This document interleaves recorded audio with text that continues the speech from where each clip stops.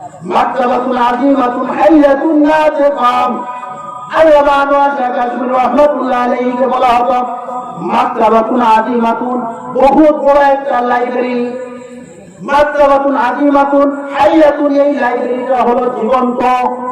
লা তাকাম, এই লাইব্রেরিটা আবার কথা বলে, অর্থাৎ জীবন্ত চলতি ফিরতি একটা কুতুবখানা বলা হতো। আল্লামা শাহ কাশমীর রাহমাতুল্লাহ আলাইহিকে, এই শাহ কাশমীর রাহমাতুল্লাহ আলাইহির দরবারে আল্লামা ইকবাল, ডক্টর ইকবাল রাহমাতুল্লাহ আলাইহি যে সময় এসেছেন, আসার পরে শাহ কাশমীর রাহমাতুল্লাহ আলাইহির সোহবত যে সময় গ্রহণ করেছেন, গ্রহণ করার পরে উনি কলম ধরতেছেন, কিতাবু গোসল করে যারা পাশে বৈঠো, কিতাবু গোসল কর যারা পাশে বৈঠো, কি আসরার উলফত সিলা বাসিলা।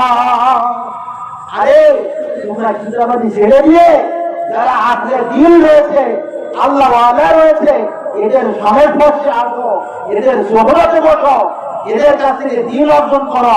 কারণ তুমি বইয়ের পাতায় পড়ে পড়ে ওই জ্ঞানটা অর্জন করতে পারবে না, যেটা তুমি একজনের সংস্পর্শে আখের দিল হকানি ওলামায়ে কেরামের সংস্পর্শে এসে যে দিন অর্জন করতে পারবা, এই দিন অন্য কোথাও অর্জন করতে পারবা না। এটা আল্লামা ডক্টর ইকবাল রাহমাতুল্লাহ আলাইহি বলেছেন। সম্মানিত উপস্থিতির কথা বলতেছিলাম, এই যে আমরা জ্ঞান অর্জন করতেছি, এটা লক্ষ্য করার বিষয়, কে কার কাছ থেকে জ্ঞান অর্জন করতেছে। আমাদের এই জ্ঞান অর্জনের সিলসিলা যদি ঠিক না থাকে, যেটাকে সনদ সূত্র বলা হয়, যদি সনদ সূত্র না ঠিক থাকে, তাহলে হাদিস বলার অধিকার নাই। এটা হলো মুহাদ্দিসিনে ইকরামের ভাষ্যমত। সম্মানিত উপস্থিতি, সময় শেষ পর্যায়ে দিকে চলে আসতেছি। সংক্ষিপ্ত আকারে বলি, আমরা যে উলামায়ে কেরাম যে দেখেন, এনারা জ্ঞান অর্জন করেছেন, প্রত্যেকের উস্তাদ তার উস্তাদ তার উস্তাদ এমন ভাবে যে একবারে মুহাম্মদুর রাসূলুল্লাহ সাল্লাল্লাহু আলাইহি ওয়াসাল্লাম পর্যন্ত তাদের এই সনদ সূত্র যোগ সূত্র চলে গিয়েছে। আর মুহাম্মদুর রাসূলুল্লাহ সাল্লাল্লাহু আলাইহি ওয়াসাল্লাম দ্বীন শিখেছেন, আল্লাহ তাআলার কাছ থেকে আল্লাহ তাআলা জিবরাইল আলাইহিস সালাম পাঠিয়েছেন, তার মাধ্যমে শিক্ষা গ্রহণ করেছেন। আমরা যে হাদিসের কিতাবগুলো পড়ি একাডেমিক সিস্টেমে, আমাদের কোর্সে নিয়মিত পড়ানো হয়, আমাদের হাদিসের সর্বোচ্চ কিতাব বুখারী শরীফ, আল জামিউল মুসনাদ, আস সহিহুল মুখতাসার। ইমাম বুখারী রাহমাতুল্লাহ আলাইহি এই নাম এমন ভাবে নামকরণ করার বড় কারণ রয়েছে। জামে কাকে বলে, মুসনাদ কাকে বলে, এটা এক একটা স্বতন্ত্র ভিন্ন ভিন্ন আলোচনা। জামে বলা হয় হাদিসের ওই সমস্ত কিতাবকে, যেই কিতাবের ভিতরে মোটামুটি 8টা বিষয় নিয়ে আসা হয়। কয়টা? 8টা। সিয়ার ও আদাব ও তাফসীর আকায়েদ, বিধান ও আশরাত ও আহকাম মানাকিব, এই 8টা বিষয় যে হাদিসের কিতাবের ভিতরে আনা হয় তাকে জামে বলা হয়। যাই হোক, আমি এদিকে বিস্তারিত আলোচনায় যাব না। এরপরে যে কথা বলতেছিলাম, এই যে বুখারী শরীফ আমরা শিক্ষা গ্রহণ করেছি আল্লামা শাইখুল ইসলাম শাহ আহমদ শফী রাহমাতুল্লাহ আলাইহি থেকে। উনি এই বুখারী শরীফের জ্ঞান অর্জন করেছেন ওনার উস্তাদ শাইখুল ইসলাম হুসাইন আহমদ মাদানী থেকে। হুসাইন আহমদ মাদানী রাহমাতুল্লাহ আলাইহি উনি এই জ্ঞান, হাদিসের জ্ঞান অর্জন করেছেন তার উস্তাদ শাইখুল হিন্দ মাহমুদুল হাসান দেওবন্দি রাহমাতুল্লাহ আলাইহি থেকে।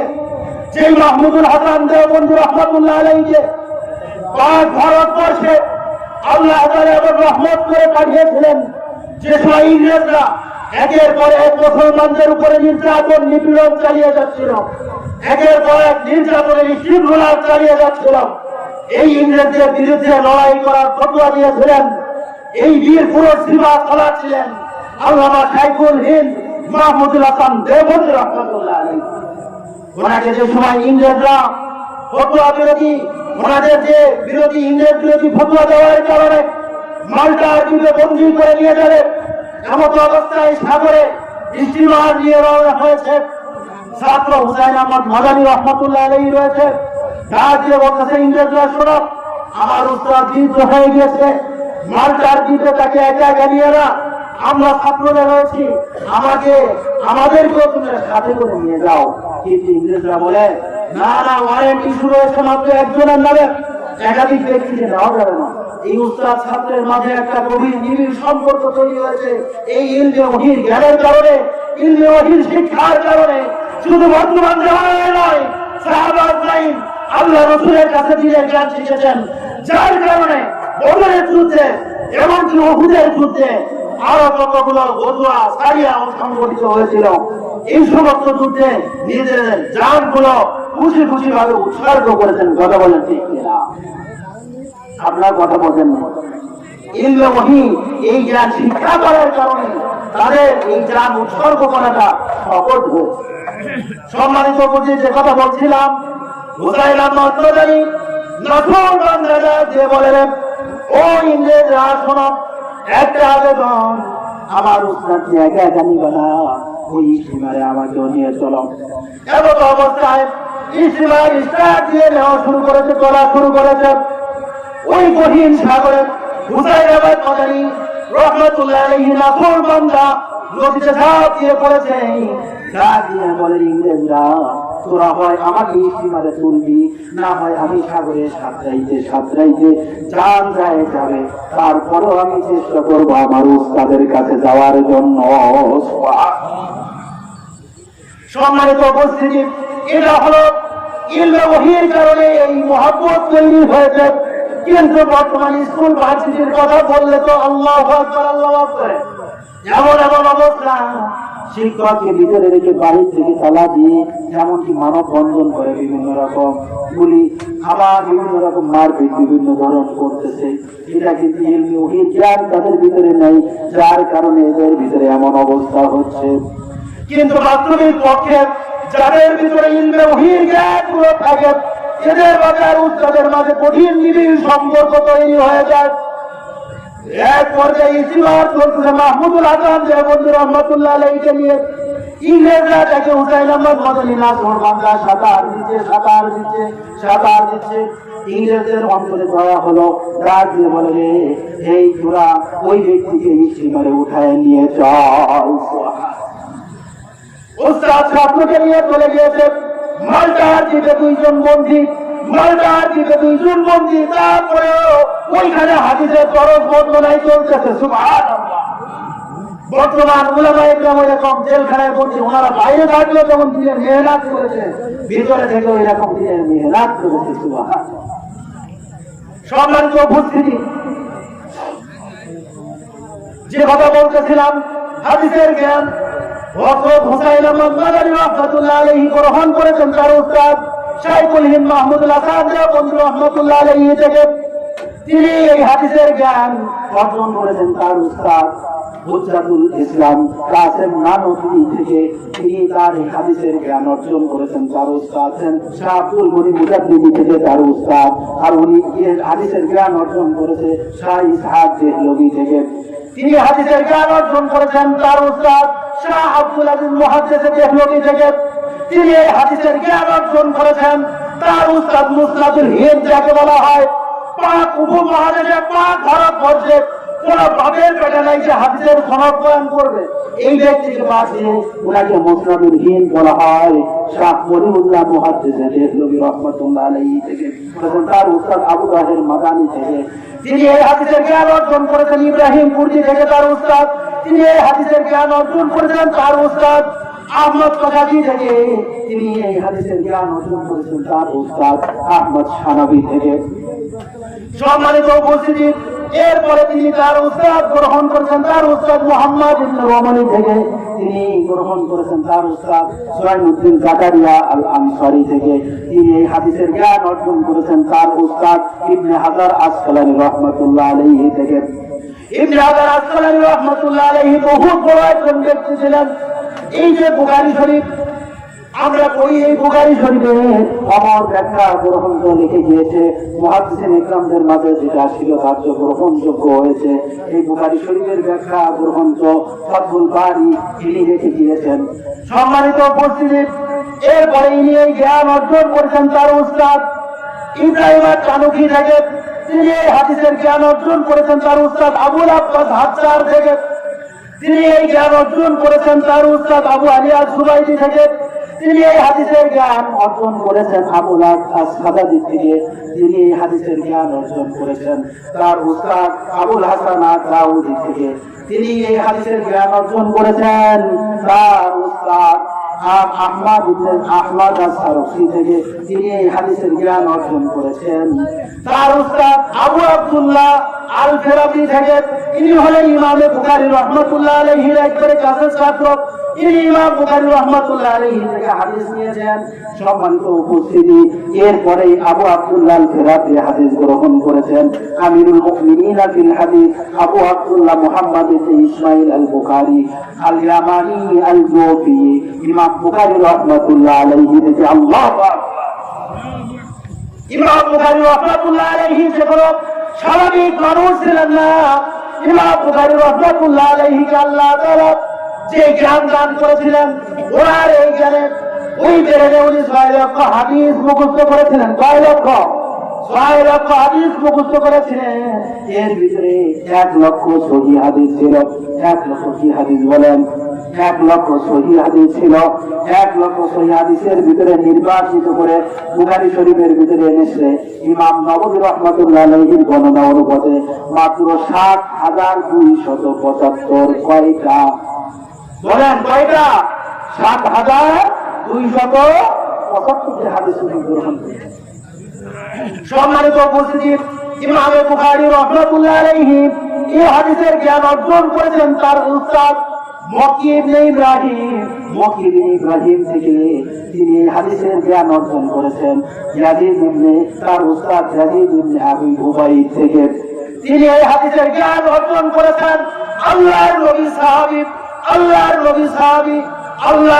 সাহাবী হযরতে সালামা ইবনে আকওয়া রাদিয়াল্লাহু আনহু থেকে। সুবহানাল্লাহ।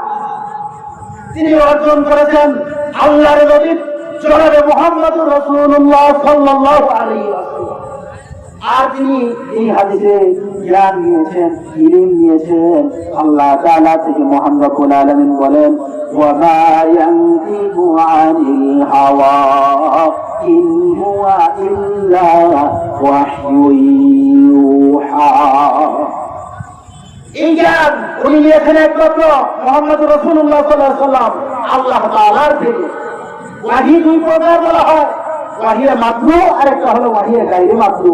ওয়াহিয়ে মাতলুকে বলা হয় কুরআন আর ওয়াহিয়ে গায়রে মাতলু বলা হয় হাদিস। সম্মানিত উপস্থিতি, এটা আবার ভিন্ন আলোচনার বিষয়। তো যে কথা বলতেছিলাম, আরেকটু বলেন, আমাদের আরেকটা সনদ রয়েছে হযরত ইমামে আযম আবু হানিফা রাহমাতুল্লাহ আলাইহি থেকে। ইমাম বুখারী রাহমাতুল্লাহ আলাইহি দাদা উস্তাদ হলেন হযরত ইমামে আযম আবু হানিফা রাহমাতুল্লাহ আলাইহি। আল্লাহু আকবার, আল্লাহু আকবার। হযরত ইমামে আযম আবু হানিফা রাহমাতুল্লাহ আলাইহি ইমাম বুখারী রাহমাতুল্লাহ আলাইহি দাদা উস্তাদ হয়ে গেছেন এক সূত্রে। হযরত ইমাম বুখারী রাহমাতুল্লাহ আলাইহি হাদিস গ্রহণ করেছেন তার উস্তাদ আব্দুল্লাহ ইবনে মুবারক রাহমাতুল্লাহ আলাইহি থেকে। আব্দুল্লাহ ইবনে মুবারক রাহমাতুল্লাহ আলাইহি হাদিসের জ্ঞান নিয়েছেন জামানার ইমামে আযম আবু হানিফা রাহমাতুল্লাহ আলাইহি থেকে। তিনি এই হাদিসের জ্ঞান অর্জন করেছেন তার উস্তাদ হাম্মাদ থেকে। তিনি এই হাদিসের জ্ঞান অর্জন করেছেন ইব্রাহিম আন-নাখাই থেকে। তিনি এই হাদিসের জ্ঞান অর্জন করেছেন তার উস্তাদ আলকামা থেকে। তিনি এই হাদিসের জ্ঞান অর্জন করেছেন আল্লাহর নবী সাহাবী হযরত আব্দুল্লাহ ইবনে মাসউদ রাদিয়াল্লাহু আনহু থেকে। আর আব্দুল্লাহ ইবনে মাসউদ রাদিয়াল্লাহু আনহু এই হাদিসের জ্ঞান নিয়েছেন আল্লাহ তাআলা রাসূল জনাবে মুহাম্মদ রাসূলুল্লাহ থেকে। আর জনাবে মুহাম্মদ রাসূলুল্লাহ সাল্লাল্লাহু আলাইহি ওয়াসাল্লাম এই হাদিসের জ্ঞান নিয়েছেন স্বয়ং আল্লাহ তাআলা থেকে। সম্মানিত উপস্থিতি, যে কথা বলতেছিলাম, এজন্যই আব্দুল্লাহ ইবনে মুবারক রাহমাতুল্লাহ আলাইহি বলেছেন যে এই সনদ সূত্র যদি না থাকতো তাহলে দিনের ভিতরে কোন ব্যক্তি ইসলামের ভিতরে তার মন চাহে যেটা চাইতেছে এটাই সে প্রয়োগ করতো। এই সনদ সূত্র যদি না থাকে তাহলে ওই ব্যক্তির মুহাদ্দিসিন ইকরামদের পরিভাষায় ওই ব্যক্তি এমন ভাবে হাদিস বর্ণনা করার অধিকার নাই, কারণ তার হাদিস সহিহ হাদিস হবে না। কারণটা কি? তার মুহাদ্দিসিন ইকরামদের পরিভাষায় বলা হবে তার সনদ ইনকিতা হয়ে গেছে। আর যেই ব্যক্তির সনদ ইনকিতা মানে বিচ্ছিন্ন হয়ে যায়, উস্তাদ ছাত্রের মাঝে থেকে বিচ্ছিন্ন হয়ে যায়, ওই ব্যক্তির হাদিস গ্রহণ করা হয় না। আমরা তো সারাদিন দৌড়াই সহিহ হাদিস, সহিহ হাদিস, সহিহ হাদিস কাকে বলে? বিশুদ্ধ মানে সহিহ না, সহিহ ভিন্ন অর্থ। সম্মানিত উপস্থিতির কথা বলতেছিলাম, এজন্যই আমাদের বুঝতে হবে উলামায়ে কেরাম থেকে আমাদের দ্বীনকে গ্রহণ করতে হবে। আর উলামায়ে কেরামের মাঝে যারা হক্কানি উলামায়ে কেরাম রয়েছে, এদের থেকে আমাদের দ্বীন গ্রহণ করতে হবে। মহান রব্বুল আলামিন বলেন, পবিত্র কোরআনুল কারীমের ভিতরে বিবরণ দিয়েছেন যে পৃথিবীর জমিনে যত মানুষগুলো রয়েছে যারা মহান রব্বুল আলামিনকে আমি আল্লাহ তাআলাকে ভয় করেন, এর ভিতরে এক শ্রেণীর মানুষ হলো উলামায়ে কেরাম। অপর আয়াতে আল্লাহ তাআলা বলেন, ওয়াল্লাযীনা উতুল ইলমা দারাজাত। ওই সমস্ত মানুষ যাদেরকে দ্বীনের জ্ঞান দেওয়া হয়েছে, এই সমস্ত মানুষদেরকে একের পর এক বহু গুণে সম্মান দেওয়া হয়েছে, বহু গুণে গুণান্বিত করা হয়েছে। একটু আগে আমার আলোচনার এবার মূল আলোচনার সাথে মিল করে দেই।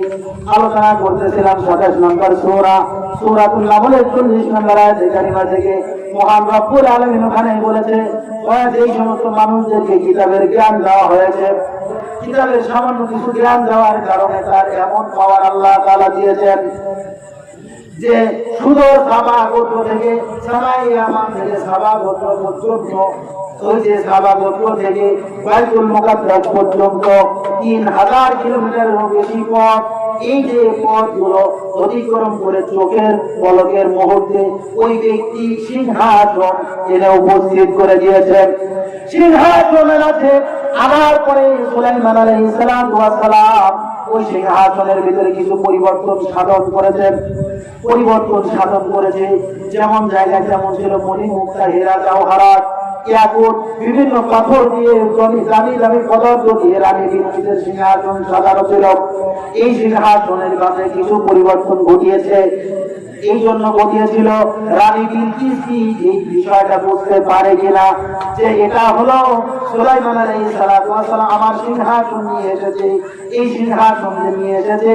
কিছু পরিবর্তন করে দেওয়ার পরেও রানী বিলকিস বুঝতে পারে কিনা তার বুদ্ধিমত্তার পরীক্ষা নেওয়ার জন্য সুলাইমান আলাইহিস সালাম এমন করেছেন। মুসলমান বন্ধুগণ আমার, যে কথা বলতেছিলাম যে যার কাছে কিতাবের সামান্য জ্ঞান রয়েছে ওই ব্যক্তির পাওয়ার যদি এমন হয়, আর বর্তমান জমানে উলামায়ে কেরাম যাদেরকে আল্লাহ তাআলা কিতাবের জ্ঞান দিয়েছেন এদের পাওয়ার কেমন হবে? আল্লাহ তাআলা মহান রব্বুল আলামিন দুনিয়ার জগতে পাওয়ার দিয়েছেন, কিয়ামতের ময়দানে আল্লাহ তাআলা এদেরকে পাওয়ার দিবেন। এজন্যই উলামায়ে কেরামের সাথে সম্পর্ক রেখে আপনার আমার সময়টা পার করতে হবে। যদি এদের কথা মোতাবেক আমাদের জিন্দেগিটা পার করতে পারি তাহলে কিন্তু পরকালে নাজাতের আশা করা যায়। আর উলামায়ে কেরামের মাঝে কিন্তু হক্কানি উলামায়ে কেরাম যারা রয়েছে এদেরকে অনুসরণ করতে হবে, নাহলে কিন্তু বড় মুশকিল হয়ে যাবে। দেখেন না কিছু মানুষ এমন আছে নামাজ নাই কালাম নাই, কয় আমরা অমুক বাবার লোক, কিয়ামতের দিন আল্লাহ যতই ধরুক আমরা পার হয়ে যাব। কিরামান কাতিবিন হাসরের দিন আল্লাহর কাছে যদি করে অভিযোগ আমি বলবো দুনিয়ায় ছিলাম হেলাল বাবার লোক। নাউজুবিল্লাহ। কি কয়? কিরামান কাতিবিন হাসরের দিন আল্লাহর কাছে যদি করে অভিযোগ আমি বলবো দুনিয়ায় ছিলাম হেলাল বাবার লোক, আমি বলবো দুনিয়ায় ছিলাম খাজা বাবার লোক। এই খাজা বাবার লোক দিয়ে কি কবরে কাজ হবে? কথা বলে নামাজ নেই কালাম নেই, গাঞ্জার কলকি মদের আসর বসিয়ে আবার এমন ভাবে বক্তব্য দেয় আমরা কাল কিয়ামতের ময়দানে আমাদের গাউসুল আজম আমাদেরকে পার করে নিয়ে চলে যাবে। আরে ভাই, গাউসুল আজমেরই তো খোঁজ থাকবে। আল্লাহর নবী সাল্লাল্লাহু আলাইহি ওয়াসাল্লাম বলেন, আমার মহব্বত করো, আল্লাহ রাসূল সাল্লাল্লাহু আলাইহি ওয়াসাল্লামকে আল্লাহ তাআলা বলে দিয়েছেন তার রাসূলকে কেমন ভাবে মহব্বত করতে হবে। আল্লাহ রাসূল বলেন আমার মৃত্যুর পরে তোমরা দেখবা ফাসায়ারা ইখতিলাফান কাসীরা, অনেক পথ বের হয়ে যাবে, অনেক পথ মতাদর্শ বের হয়ে যাবে, তোমরা সব কিছুকে অনুসরণ করবে না। আমি তোমাদের মাঝে দুইটা জিনিস রেখে গেলাম, আমার পরে দুইটা জিনিস রেখে গেলাম, একটা হলো কিতাবুল্লাহ, আরেকটা হলো সুন্নাতুন নবীহি, আর দ্বিতীয় নাম্বার হলো তার নবীর সুন্নাত, অর্থাৎ আল্লাহর কোরআন এবং সুন্নাত। এই দুইটাকে আঁকড়ে ধরার জন্য আল্লাহ রাসূল সাল্লাল্লাহু আলাইহি ওয়াসাল্লাম বলেছেন। সম্মানিত উপস্থিতি, আরেক হাদিসের ভিতরে আল্লাহর নবী সাল্লাল্লাহু আলাইহি ওয়াসাল্লাম বলেছেন আমার মৃত্যুর পরে আমার উম্মতের মাঝে একবারে ৭৩ দলে বিভক্ত হয়ে যাবে। বনি ইসরাঈল ছিল ৭২ দল, আর আমার উম্মতের মাঝে ৭৩ দল হবে, সবগুলো জাহান্নামে যাবে, একটা দল হবে জান্নাতি, সেটা হলো মা আনা আলাইহি ওয়া আসহাবি, আমি এবং আমার সাহাবারা যেই পথের উপরে রয়েছে। সম্মানিত উপস্থিতি, আমাদের অনুসরণ করতে হবে কোরআন এবং সুন্নাহ। কোরআন এবং কি? জবাব করে বলেন কোরআন এবং, আর এই কোরআন এবং সুন্নাহর পথ একমাত্র জায়গা হককারী ওলামা ইকরাম বিভিন্ন জনে বিভিন্ন পন্থায় দাওয়াত দিতে থাকতেছে, তোমার এটা হয় না, ওটা হয় না, তুমি কোন পথে আছো, তুমি তো ধ্বংস হয়ে গেছো। কিন্তু যে ব্যক্তি আমাকে দাওয়াত দিতেছে, যে ব্যক্তি আমাকে বলতেছে দিনের পথে যাওয়ার জন্য, ওর দলে যাওয়ার জন্য, একবার একটা গল্প শুনেছিলাম আমাদের ছাত্র ভাইরা বলে, যশোর টাউনাল ময়দান, আমি সময় যশোর মাদ্রাসায় লেখাপড়া করি, ওই সময় বলতেছে জি ভাই টাউনাল ময়দানে গেছে, যাওয়ার পরে একজন মাথায় চুল গজানোর ঔষধ বিক্রি করে। কিসের ঔষধ বলেন? জবান বলে বলেন কিসের ঔষধ? মাথায় চুল গজানোর ঔষধ। এখন যে ব্যক্তি তাকে চুল গজাবে এই ঔষধ বিক্রি করে, ওর নিজের মাথায় চুল নেই। এখন ছোট ভাই বড় ভাইকে বলতেছে ভাই এ তো আসছে মাথা চুল গজানোর জন্য, এর নিজের মাথায় তো চুল নেই, তাহলে এর ঔষধে কি কাজ হবে? বিষয়টা বুঝছেন? নিজে দাওয়াত দিতেছে, নিজেই বলতেছে, তাহলে নিজের এই সমস্যা। সমান যে কথা বলতেছিলাম, বিভিন্ন রকম শহীদ নেম প্লেটে ডাকতে থাকবে, জয়ীদের নেম প্লেটে ডাকতে থাকবে, অমুক বাবার নেম প্লেটে ডাকতে থাকবে, কিন্তু না ওখানে ওলামাকে অনুসরণ করে। প্রিয় উপস্থিতি, অনেকজন বলবে যে এটা নেই, ওটা নেই, ওটা নেই, সেটা নেই, এটা করো, ওটা করো, এটা করো, নাহলে সব কিছু শেষ হয়ে না। ওখানে ওলামাকে যেটা বলতেছে, আরে ভাই অমুক দল বলবে, তুমুক দল বলবে, বিভিন্ন জনে বলতে জানে এটা মানার দরকার নেই, তাকলিদ করার দরকার নেই, মাযহাব মানার দরকার নেই, অমুক দরকার নেই, তুমুক দরকার নেই। এরা যেটা বলে এরা আরো বেশি অনুসরণ করে। মাযহাব মানে একজনের মত অনুসরণ করা, কথায় এসে গেল বললাম এই জন্য। এটা নয় যে তাকে একবারে অন্ধ, সে যাই বলছে এটাই মেনে নিলাম। একজনের মত অনুসরণ করা, মত কি মত অনুসরণ করলাম? কোরআন সুন্নাহ আমি বুঝি না, আজকে জ্ঞান ওইভাবে নাই, উনি যেভাবে বলেছেন ওই মতটা আমি গ্রহণ করতেছি। আর এবার সকলেই তো অনুসরণ করে, যারা পড়ালেখা জানে না এরা তো যায় তাদের ওলামায়ে কেরামের কাছ থেকে শুনতেছে, অমুক সাহেবেরটা শুনতেছে, অমুক সাহেবেরটা শুনতেছে, অমুক ইমাম সাহেবেরটা শুনতেছে, যেহেতু আরো বেশি মাযহাব অনুসরণ করুন। আর আমরা তো একজনেরটা শুনতেছি, কিন্তু যিনি তাবেঈন ছিলেন এর ভিতরে কোনো সন্দেহ নাই। সম্মানিত উপস্থিতি, আমি যেটা বুঝাইতে চাইতেছিলাম, এই জন্য বিষয় হলো এটা যে হক্কানি ওলামায়ে কেরামের দল, মত, তরিকা, পথ অনুসরণ করতে হবে, না হলে কিন্তু আপনি আমি বিচ্ছিন্ন হয়ে যাব। আমাদের বুঝতে হবে আল্লাহ তাআলা বিবেক দিয়েছেন যে আমি কোন পথে হাঁটতেছি, আমি কোন পথে যাইতেছি। কদম সইয়ে মারকাতে নজর সইয়ে দুনিয়া, আমার পথ এক এক করে পথ চলতেছি আমি।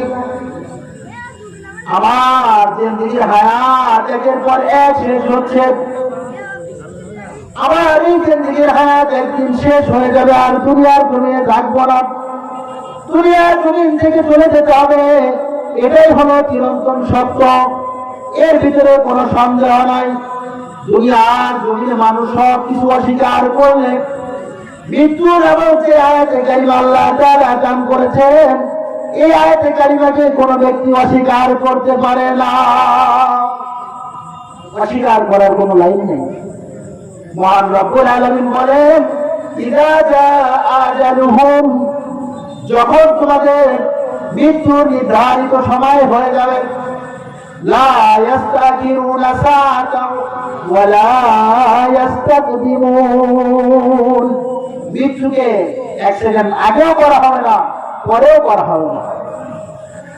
মরণের কোন নির্ধারিত সময় নাই, যে সময় আল্লাহ তাআলা ডাক দিবে সাথে সাথে আপনাকে আমাকে চলে যেতে হবে। কে কোন অবস্থায় থাকবে, কে কোন অবস্থায় যায়, এটা আর দেখার সুযোগ হবে না। কেমন হবে, কেউ খেতে বসেছে, এক লোকমা মুখে দিয়েছে, দ্বিতীয় লোকমা মুখে আর দিতে পারবে না, এমন অবস্থায় দুনিয়া ছেড়ে চলে যেতে হবে। ও বন্ধু, যে কথা বলতেছিলাম, আমাদের তো নিঃশ্বাসের কোনো বিশ্বাস নাই, এমনটা তো বলতে পারি না নিঃশ্বাস ভিতরে নিয়েছি, এটা বাহিরে ছাড়তে পারবো কি পারবো না এটা তো আর বলা যায় না। নিঃশ্বাসের কোনো গ্যারান্টি নাই, বিশ্বাস নাই, নিঃশ্বাসের কোনো বিশ্বাস নাই। আবার দুনিয়ার জমিনে কতদিন রয়েছি, সৎ আমল করতে হবে, সৎ আমল না করলে বড় মুশকিল হয়ে যাবে। মহান রব্বুল আলামিন দুনিয়ার জগতে মানুষকে প্রেরণ করেছেন, কেন প্রেরণ করলেন আল্লাহ তাআলা বিবরণ দিয়েছেন। 29 নম্বর পারার প্রথম নম্বর সূরা সূরাতুল মুলকের প্রথম লাইন থেকে আল্লাহ তাআলা বিবরণ দিয়েছেন, তাবারাকাল্লাযী বিয়াদিহিল মুলকু ওয়া হুয়া আলা কুল্লি শাইইন কাদির। দ্বিতীয় নম্বর আল্লাহ তাআলা বলেন, আল্লাযী খালাকাল মাউতা ওয়াল হায়াতা লিয়াবলুয়াকুম আইয়ুকুম আহসানু আমালা। আদমে আউয়াল বারায়ে ইমতিহান, আলমে সানি জাযায়ে আওয়াম। মহান রব্বুল আলামিন দুনিয়ার জগতে মানুষ জীবনকে প্রেরণ করে তাদেরকে হায়াত নামক একটা বস্তু দান করেছেন, মৃত্যু নামক বস্তু দান করলেন। কেন দান করলেন আল্লাহ তাআলা বলেন, আইয়ুকুম আহসানু আমালা। এর আগে বলেন লিয়াবলুয়াকুম, যাতে করে আমাদেরকে পরীক্ষা নেবেন। আল্লাহ বলেন যাতে করে তোমাদেরকে পরীক্ষা নিতে পারি, লিয়াবলুয়াকুম, যাতে করে তোমাদেরকে পরীক্ষা নিতে পারি। মহান রব্বুল আলামিন পরীক্ষা নেবেন, দুনিয়া হলো পরীক্ষার জায়গা। আইয়ুকুম আহসানু আমালা, উত্তম আমল কি করে, যে ব্যক্তি সৎ আমল করবে, কাল কিয়ামতের ময়দানে আল্লাহ তাআলা পরাতে বলেন, ফারিকুম ফিল জান্নাতি ওয়া ফারিকুম ফিস সাঈর। যারা সৎ আমল করবে এদেরকে বলবে তোমরা ভালো দিকে চলে যাও, আর যারা অসৎ আমল করবে এদেরকে বলবে তোমরা জাহান্নামের দিকে চলে যাও। দুইটা দলে বিভক্ত করবে। আমরা যত আমল করতেছি আল্লাহ তাআলা বলেন অপরাধে, ফামাইয়া আমাল মিসকালা যাররাতিন খায়রান ইয়ারা। যে ব্যক্তি দুনিয়ার জমিনে ভালো আমল করতেছে যাররা পরিমাণ, এটারও মহান রব্বুল আলামিন হিসাব নেবেন। আর এই আয়াতের পরে আয়াতে আল্লাহ তাআলা বলেন, ফামাইয়া আমাল মিসকালা যাররাতিন শাররান ইয়ারা। কোন ব্যক্তি দুনিয়ার জমিনে যারা পরিমাণ যদি অসৎ আমল করে যায়, এটারও মহান রব্বুল আলামিন হিসাব দিবেন। পবিত্র কোরআনুল কারীমের 30 নম্বর পারার 102 নম্বর সূরা সূরাতুত তাকাসুরের সর্বশেষ নম্বর আয়াতে কারীমে বিবরণ দিয়েছেন, সুম্মা লাতুসআলুন্না ইয়াওমাইদিন আনিন নাঈম। অতঃপর কিয়ামতের দিন যে সময় গায়েব হয়ে যাবে, সকলকে একত্রিত করা হবে, হওয়ার পরে আল্লাহ তাআলা হিসাব নিয়ে নেবেন, প্রতিটা নিয়ামত রাজির পুঙ্খানুপুঙ্খানু হিসাব দিবেন। আজকে দুনিয়ার জমিনে ক্ষমতাকে কোরআনের উপরে আঘাত করতেছি, আমি আমার এলাকার প্রতিনিধি আমি হয়েছি, আমার আসনের প্রতিনিধি হয়েছি, জনগণের তা মেনে দিতেছি, আমার অসৎ আচরণ করতেছি, কোরআনের উপরে আঘাত করতেছি, আমার শক্তি আছে, একজনের উপরে হামলা করতেছি, প্রতিটা নিয়ামত রাজির হিসাব কে নেবেন? জবান খুলে বলেন কে নেবেন? কে নেবেন? জবান খুলে বলেন কে নেবেন? আল্লাহ নেবেন। তাই ছাড় দিবেন। এজন্য আমাদের সৎ আমল করে যেতে হবে। সৎ আমল না করলে বড় মুশকিল। সৎ আমলের ভিতরে আমাদের বেসিক যে মৌলিক আমলগুলো রয়েছে, এই আমলগুলো আগে করতে হবে। মহান রব্বুল আলামিনের হাবিব হাদিসে জিবরাইলের ভিতরে লম্বা আলোচনা এসেছে ইসলামের মৌলিক আমলগুলো কি কি। একদিন হঠাৎ করে জিবরাইল আলাইহিস সালাতু ওয়াস সালাম আল্লাহর নবীর দরবারে এসেছে এমত অবস্থায়, সাদা পোশাক পরিহিত অবস্থায়, মাথায় চুলগুলো কালো কুচকুচে, চেহারাগুলো অনেক সুন্দর উজ্জ্বল, চেহারা অনেক সুন্দর উজ্জ্বল সুশ্রী। সাহাবায়ে কেরাম বসে আছে আল্লাহ রাসূলের দরবারে। একজন আগন্তুক এসেছে, হঠাৎ করে দেখে হযরত ওমর ইবনে খাত্তাব রাদিয়াল্লাহু আনহু হাদিস বিবরণ দিয়েছেন। قال بينما عند رسول الله صلى الله عليه وسلم ذات يوم إذ طلع علينا رجل بياض ثياب شديد سواد الشعر لا يرى عليه أثر الصفر ولا يعرف منا أحد حتى جلس إلى النبي صلى الله عليه وسلم فأسند ركبتيه إلى ركبتيه ووضع كفيه على فخذيه।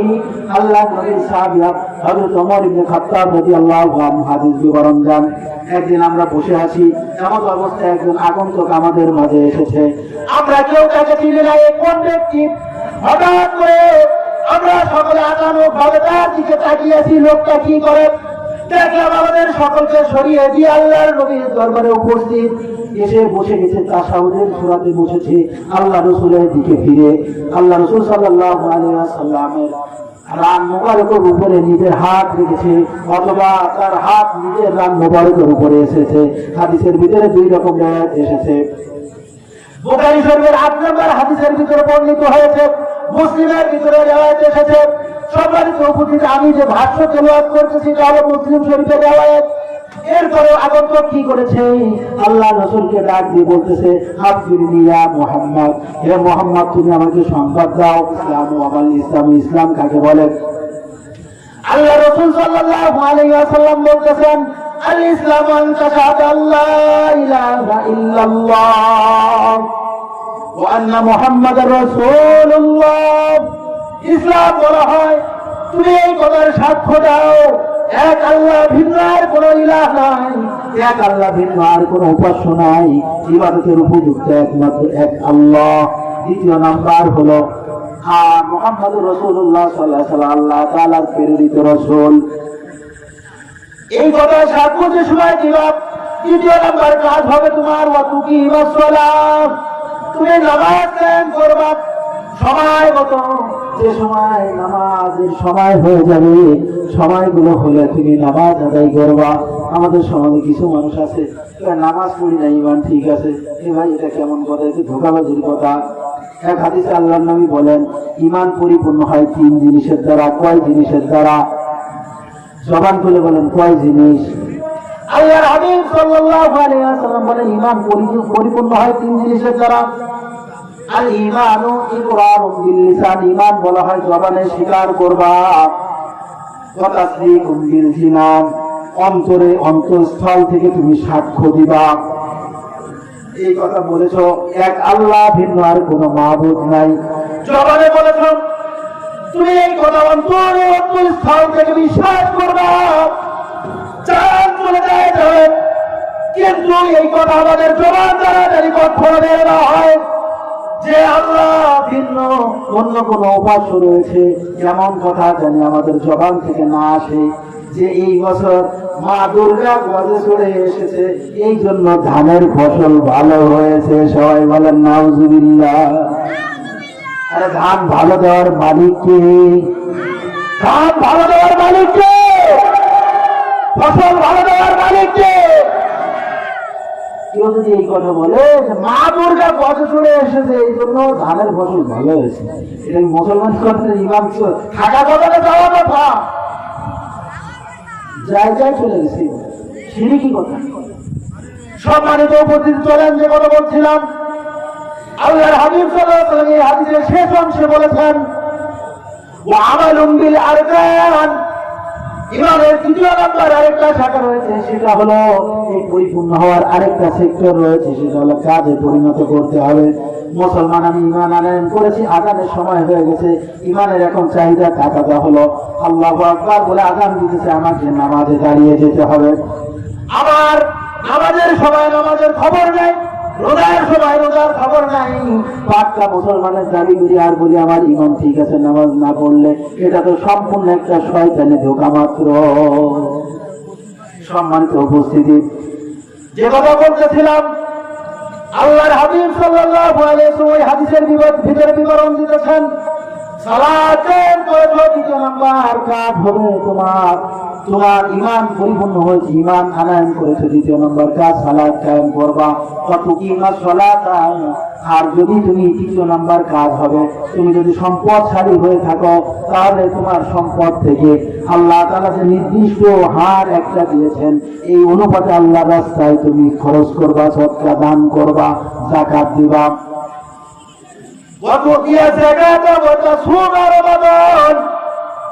এরপরে চতুর্থ নাম্বার বিষয় ফলপ্রদ।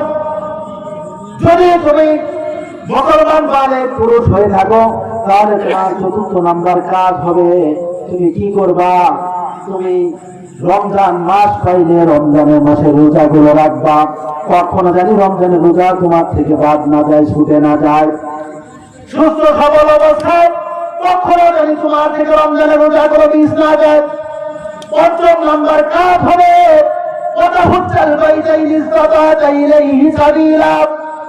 মহান রব্বুল আলামিন কোরআনে কারীমের ভিতরে বিবরণ দিয়েছেন যে বাইতুল্লাহর হজ যাদের উপরে ফরজ হয়েছে, তারা বাইতুল্লাহর হজ যে করে আসবে। এটাই হাদিসের ভিতরে আল্লাহ তাআলার হাবিব বিবরণ দিয়েছেন। এটা হলো বেসিক ইসলামের শিক্ষা। সম্মানিত উপস্থিতি, আমাদের এই মৌলিক বিষয়গুলো আগে ধরে রাখতে হবে। এরপরে শাখাগত যে বিষয়গুলো রয়েছে, এই বিষয়গুলো জেনে জেনে আমল করতে হবে।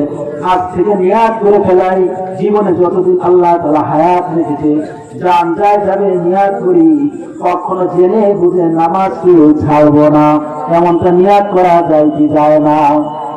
নিয়াত করা যায়। দুইটা হাত একটু উঁচা করে আল্লাহ তাআলাকে দেখিয়ে যাই, নারায়ে তাকবীর, নারায়ে তাকবীর। আল্লাহ তোমার বান্দারা দুইটা হাত উঁচু করে দেখিয়েছে, আল্লাহ নামাজ আদায় করবে, তোমার বান্দাদেরকে তুমি তৌফিক দান করো। সকলে বলেন আমিন। মা বোনেরা এসেছে, মা বোনদের জন্য ছোট্ট একটা কথা আল্লাহর হাবিব সাল্লাল্লাহু আলাইহি ওয়াসাল্লাম নিজেই বলে দিয়েছেন, যে সমস্ত মা বোনেরা চারটা কাজ করবে। কয়টা কাজ বলেন? কয়টা কাজ? চারটা কাজ করবে, অতি সহজে তারা জান্নাতে চলে যাবে। জান্নাতের যেই দরজা দিয়ে ইচ্ছা, ওই দরজা দিয়ে ওই মহিলা জান্নাতে চলে যাবে।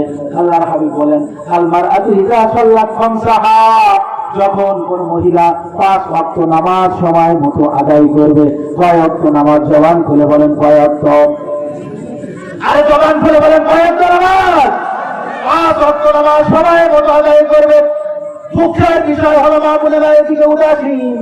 জোহরের আজান নামাজ আদায় করতে যায় আসরের রক্তে, আবার ফজরের নামাজ আদায় করে এমন সময় আল্লাহ মাফ করে, অনেকে আদায় করে ফর্সা হয়ে গেছে, হারাম রক্ত পড়ে গেছে, এমন সময় আদায় করতেছে না। সময় মতো আদায় করে নেব মা বোনেরা। 5 ওয়াক্ত নামাজ সময় মতো আদায় করবো। ইযা সাল্লাতিল মারআতু খামসাহা, দ্বিতীয় নম্বরে ওয়াসামাত শাহরাহা, রমজান মাস পাইল, রমজানের রোজাগুলো আদায় করলো। রমজানের রোজাগুলো আদায় করার পরে এরপরে আরেকটা হলো, তৃতীয় নাম্বার কাজ হলো ওয়া হাফিজাত ফারজাহা, তার নিজের লজ্জাস্থানকে সে হিফাজত করবে। নিজের স্বামী ব্যতীত অন্য কোন পর পুরুষের সাথে নিজের দৈহিক মিলন, দৈহিক সম্পর্ক রাখবে না। যদি রাখে, ওই মহিলা কিন্তু সম্পূর্ণ জাহান্নামী হয়ে যাবে। বর্তমান রূপ নিয়েছে বাংলাদেশে। ডিভোর্সের সংখ্যা এত পরিমাণ বেড়ে গিয়েছে, পুরুষের তুলনায় মহিলারা বেশি ডিভোর্স দিয়ে যাচ্ছে। আমাদের সমাজেও এমন দেখা যায়, কিছু মহিলারা এমন রয়েছে, আপনার ছেলে মেয়েদেরকে রেখে, স্বামী সংসার সব কিছু রেখে কি করতেছে, এই মহিলা অন্য পর পুরুষের সাথে মোবাইলে কথাবার্তা বলতে বলতে রওনা হচ্ছে। এমন আছে কি নাই? কথা বলেন। সম্মানিত উপস্থিতি, হুজুরা চলে এসেছে। এরপরে যে কথা বলতেছিলাম, চতুর্থ নাম্বার কাজ হলো, ওই মহিলা যদি তার স্বামীর ইতাআত করে, তাহলে মিন আইয়ি আবওয়াবিল শাদ, জান্নাতে যেই দরজা, ওই দরজা দিয়ে জান্নাতে চলে যাবে।